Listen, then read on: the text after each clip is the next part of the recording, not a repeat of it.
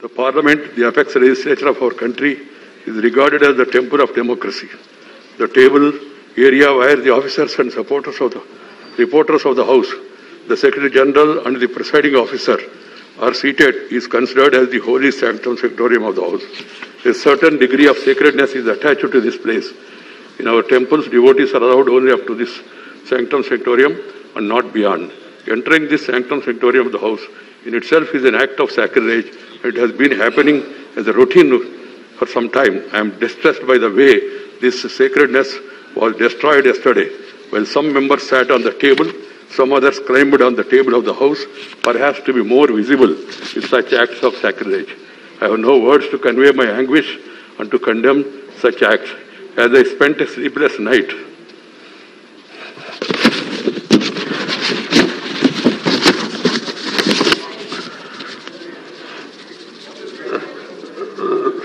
last night, I struggled to find out the provocation or reason for forcing this August House to hit such a low yesterday. A discussion on agriculture problems and solutions was listed. There can be difference of opinion and there can be a specific demand from anybody.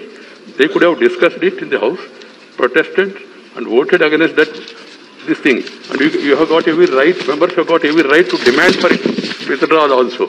But it is for the government to act. You can't force the government to do this or not to do this. Different kinds are admitted by chair.